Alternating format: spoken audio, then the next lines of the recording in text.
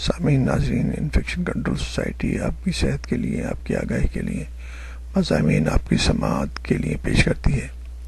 کچھ مضامین آپ کو نئی ریسرچ اور نئی تحقیق کے بارے میں بھی بتائے جاتے ہیں تاکہ آپ کو اندازہ ہو سکے کہ دنیا طب میں کس طرح بے شمار سائنسدان، ہزاروں نہیں لاکھوں سائنسدان اور افراد مسلسل تحقیق میں لگے ہوئے ہیں تاکہ انسانیت کو بہتر طریقے سے بیماریوں سے نجات دی جا سکے۔ سماعت کے بارے میں مضامین آپ کی سماعت کے لیے پیش کیے جا چکے ہیں اور کچھ نئی ریسرچ کے بارے میں ہم آپ کو بتانا جائیں گے کہ کس طرح سماعت سے محروم افراد اپنی سماعت کو بہتر کر سکیں گے اور دوبارہ سننے کے قابل ہو جائیں گے۔ University of Kansas medical centre کے ہنریچ اسٹیکر نے جین تھراپی کی خصوصیت بتاتے ہوئے کہا کہ اس کے ذریعے ہم لوگوں کو ان کی قدرتی سماعت واپس دلانا چاہتے ہیں۔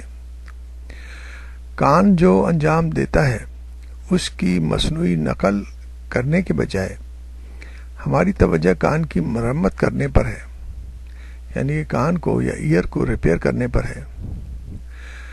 کان کس طرح کام کرتا ہے، اس حوالے سے بہت سی چیزیں اب تک پردہ راز میں ہیں۔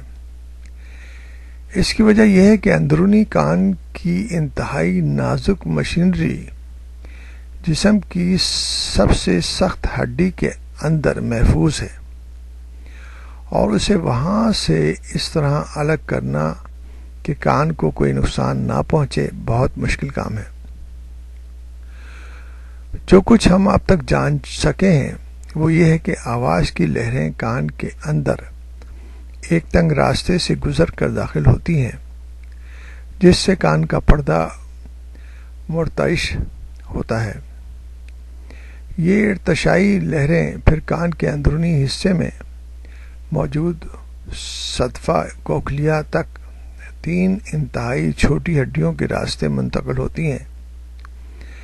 یہاں ہزاروں کی تعداد میں عصبی سینسری سیلز یا عصبی مرسلز قطار اندر قطار موجود ہوتے ہیں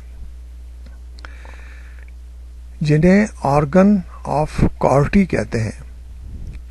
ان اندرونی اور بیرونی بالوں کی خلیات ان میں اندرونی اور بیرونی بالوں کے خلیات ہوتے ہیں۔ بیرونی بالوں کے خلیات جو آواز کی لہروں کی شدت بڑھاتے ہیں تو ان سے اندرونی بالوں کے خلیات میں ارتعاش یعنی کہ حرکت پیدا ہوتی ہے اور ان کی سطح پر موجود آئیون چینلز کھل جاتے ہیں اور عصبی مرسلات یعنی کہ سینسیشنز کو اندر آنے کا موقع مل جاتا ہے۔ اس سے صدفے یعنی کوکلیا کے نیورونز میں برقی سرگرمی شروع ہو جاتی ہے اور معلومات دماغ تک بھیجی جاتی ہیں جہاں آواز کی شناخت کی جاتی ہے۔ یہ جو ہے یہ عمل یہ انتہائی پیچیدہ ہے۔ اس کے کچھ معاملات انسان نے اب تک ریسرچ کر کے حاصل کیے ہیں مگر بے شمار معلومات اب تک پردہ راز میں ہیں۔